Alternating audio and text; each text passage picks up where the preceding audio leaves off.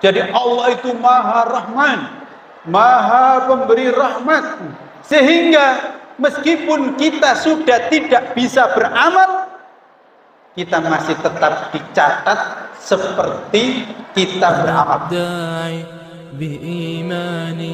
أنا الإسلام رباني سأعلي رايتي دوما وأحمي صف إخواني. Semangat agar salam dijawab lebih semangat.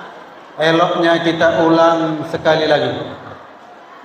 Assalamualaikum warahmatullahi wabarakatuh.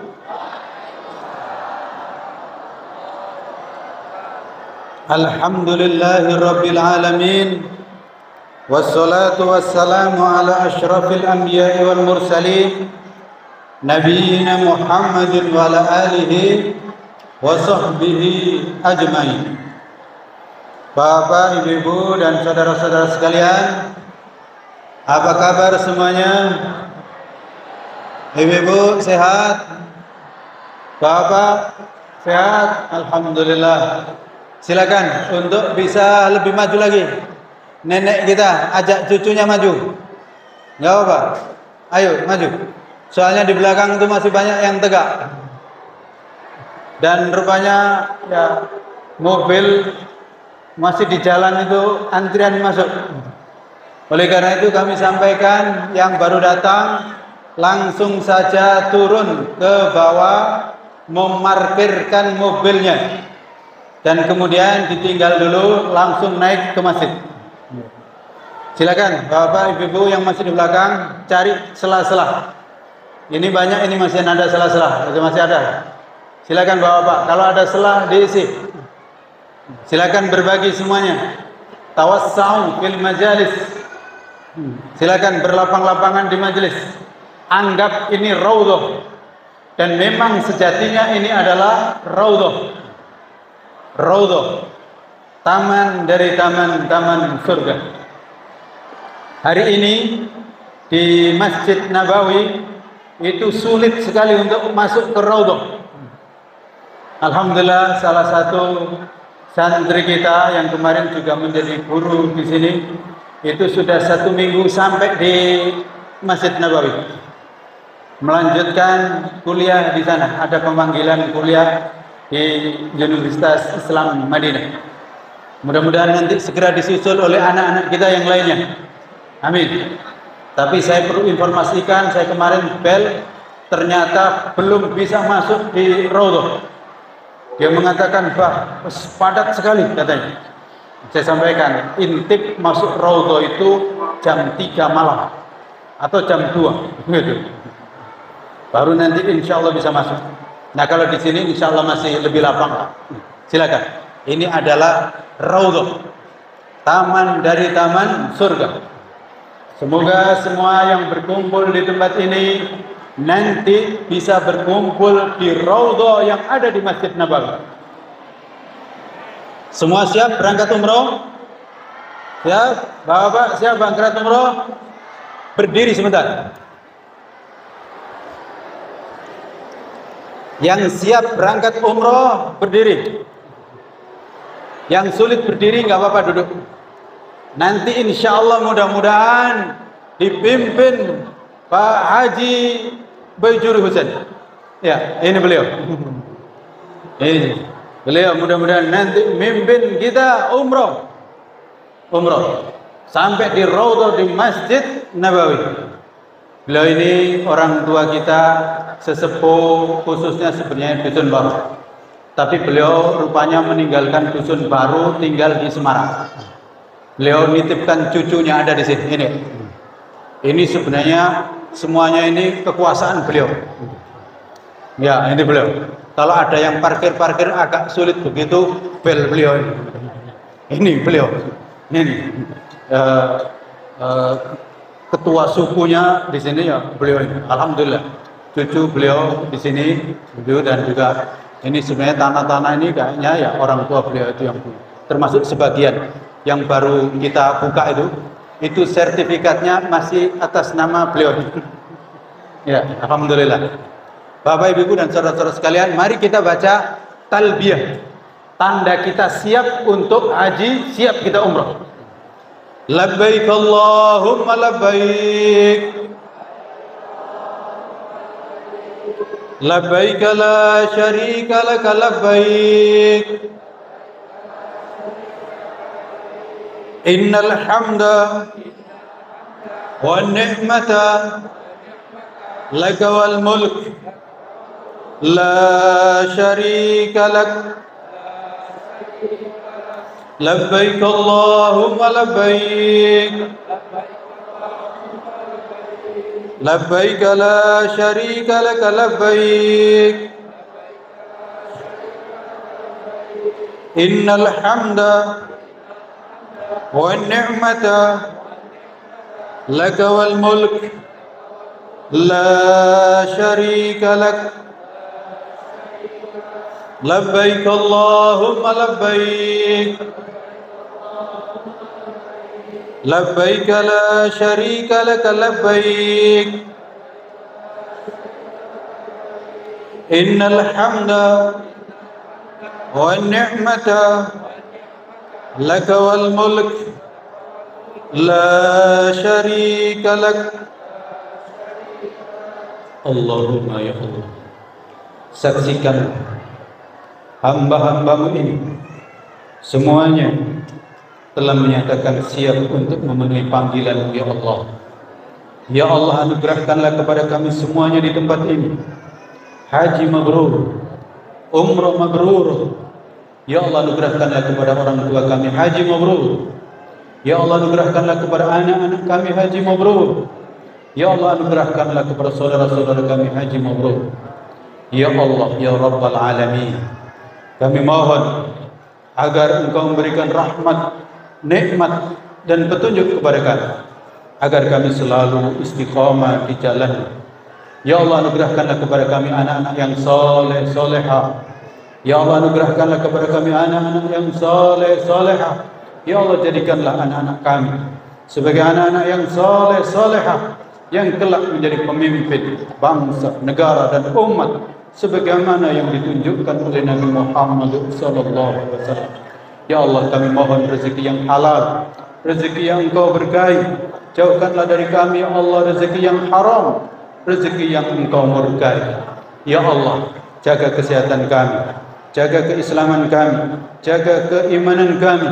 Ya Allah, sebagaimana Engkau telah mengumpulkan kami semuanya di tempat ini karena cinta kepada Engkau, cinta kepada agamamu, cinta kepada Al-Quran, dan cinta kepada Nabi Muhammad sallallahu alaihi wasallam. Ya Allah, pertemukanlah kami kembali nanti di surgamu bersama dengan Nabi Muhammad sallallahu alaihi wasallam. Rabbana atina fid dunya hasanah wa fil akhirati hasanah wa qina adzabannar. Wa sallallahu ala nabiyyina Muhammadin wa ala alihi wa sahbihi wa sallam. Subhana rabbika rabbil izzati amma yasifun. Wassalamun alal mursalin walhamdulillahi rabbil alamin. Silakan Bapak.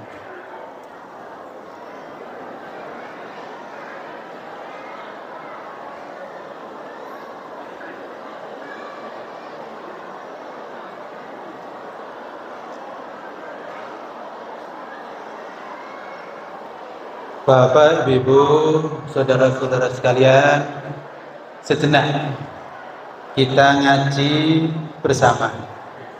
Tadi sudah dibacakan ayat-ayat suci Al-Quran. Selanjutnya kita baca sebuah hadis. Karena ngaji itu intinya dua. Ngaji itu menunya dua, yaitu Al-Quran dan hadis.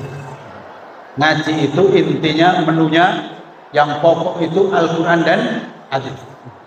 Kalau makan dan minum memang banyak ini menunya. Kayaknya saya lihat tadi di sana ada apa tadi itu? Ada tempoyak ada, ya kan?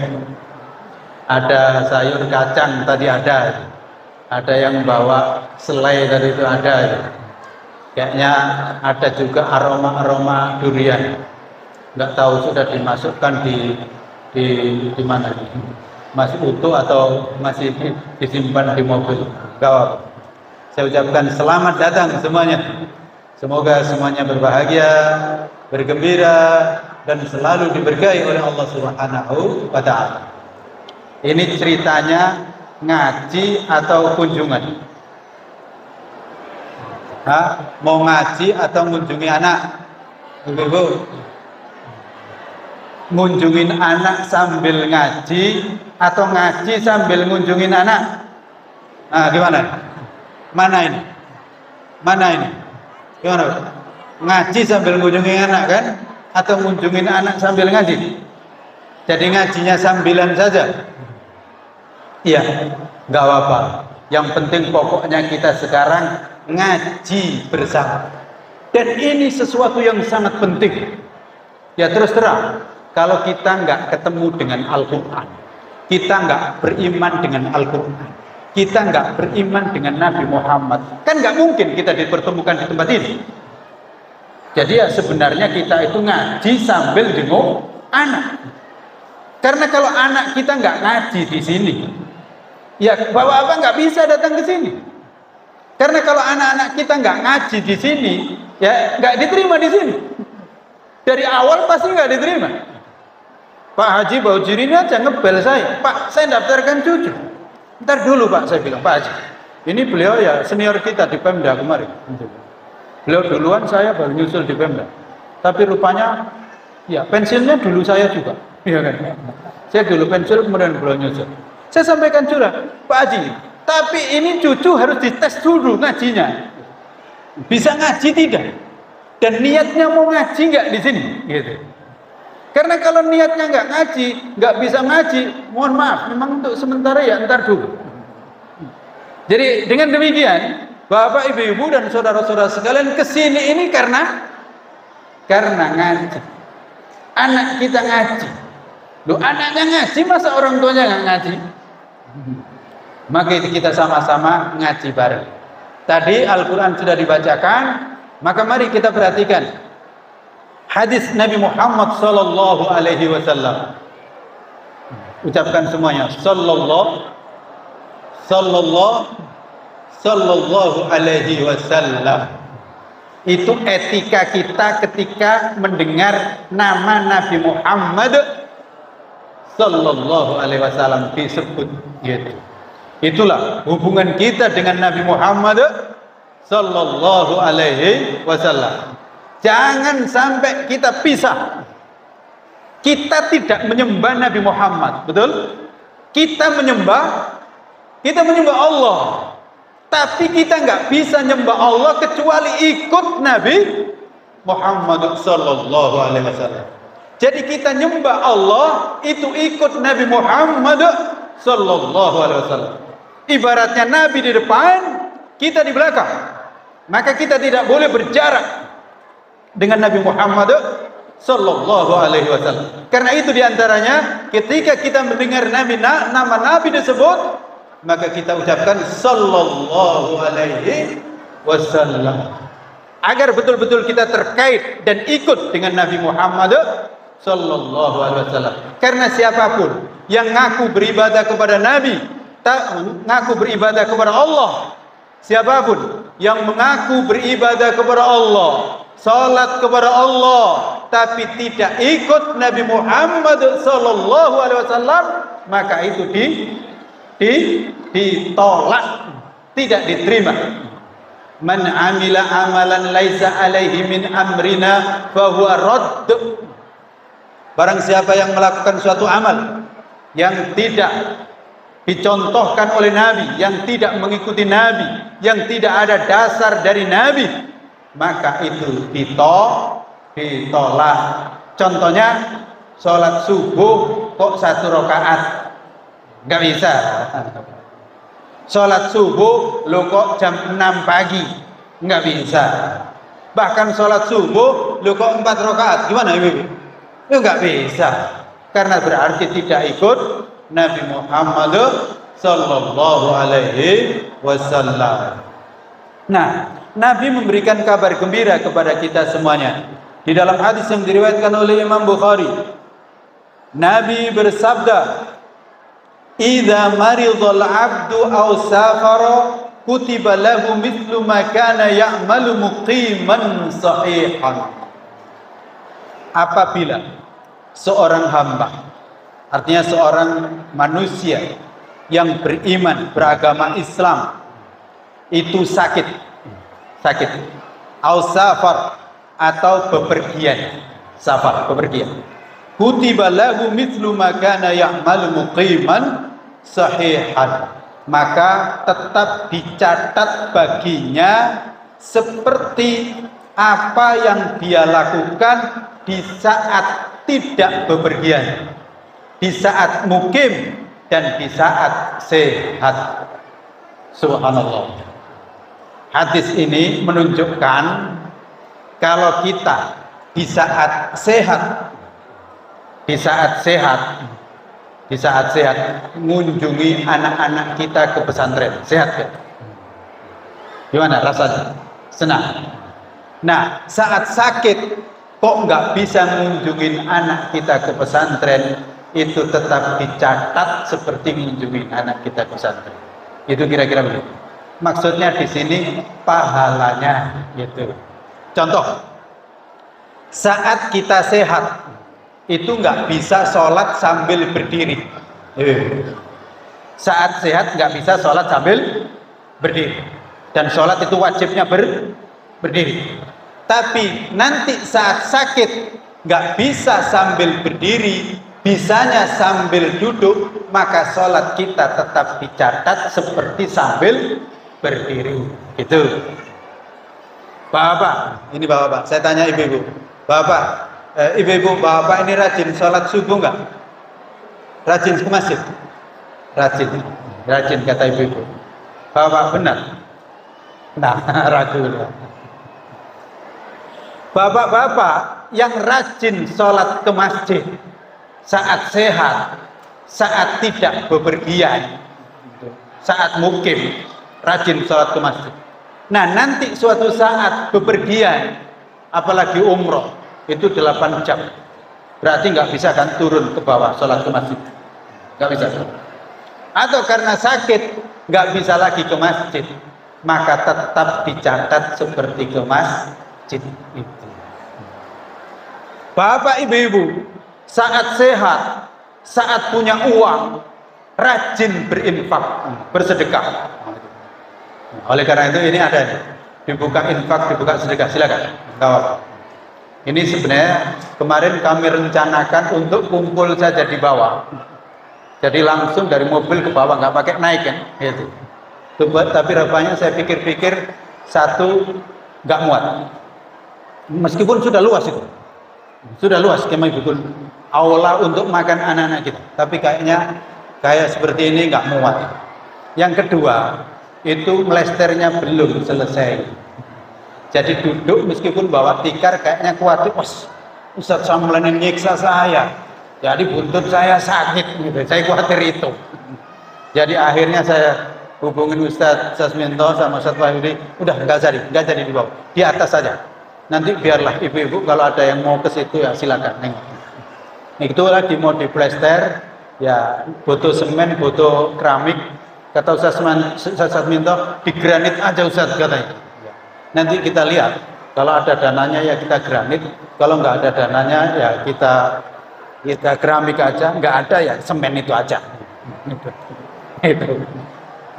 Silakan semuanya, kalau ada yang partisipasi silakan. Karena siapa yang dalam kondisi punya uang, termasuk infak anak-anak kita itu tenang, insya Allah ya berpahala semuanya, itu infak. Saat punya uang, saat punya keluasaan, rajin infak.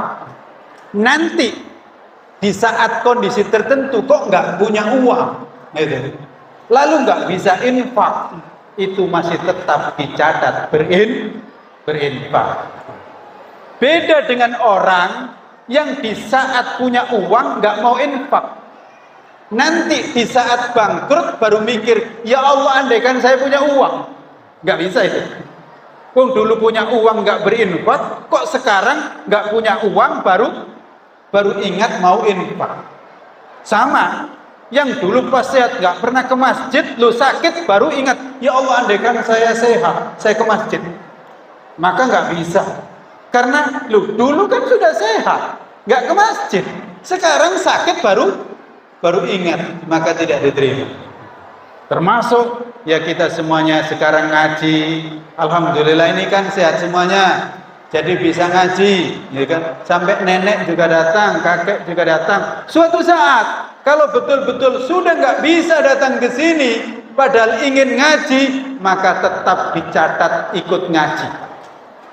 Apalagi sambil buka YouTube ya nggak apa-apa. Karena ngaji kita ini disiarkan, insya Allah ya nanti silakan kalau mau dibuka, silakan dibuka lagi. Gitu. Kayaknya ingin ngulang lagi ya silakan. Nah inilah Bapak Ibu dan saudara-saudara sekalian, luasnya rahmat Allah Subhanahu wa Ta'ala yang berikan kepada kita. Jadi Allah itu Maha Rahman, Maha Pemberi rahmat, sehingga meskipun kita sudah tidak bisa beramal, kita masih tetap dicatat seperti kita beramal. Ini judulnya adalah sudah tidak bisa beramal tapi masih tetap dicatat beramal. Gitu. Sudah tidak bisa beramal tapi tetap dicatat beramal. Gitu. Khususnya amalan-amalan sunnah. Gitu. Jangan yang wajib, nggak bisa itu. Kalau misalnya salat wajib kan hukumnya wajib, salat fardu itu. Salat zuhur hukumnya wajib. Jangan mengatakan nanti kalau saya sakit nggak salat zuhur lagi, nggak bisa. Tetap harus salat zuhur. Tetapi bisa dengan duduk kalau dalam kondisi sakit, atau kalau dalam kondisi bepergian bisa dijamak, bisa dikosor, dan itu nilainya sama dengan kita sholat dalam kondisi sempurna. Termasuk sebenarnya ya ada amalan-amalan yang sudah kita tidak kita lakukan tapi terus tetap mengalir, yaitu anak yang soleh. Anak yang soleh terus menjalankan kesolehan itu nanti tetap mengalir meskipun kita sudah tiada. Termasuk ilmu yang kita wariskan kepada anak kita, yaitu terus mengalir pahalanya kepada kita semuanya. Termasuk sedekah jariah, sedekah yang kita berikan, kita infakkan untuk anak-anak kita, untuk istri kita, keluarga kita, dan untuk tempat-tempat kebajikan, maka itu insya Allah semua mengalir nanti di sisi Allah Subhanahu wa Ta'ala. Demikian, pas, silakan dilanjut dengan tanya jawab.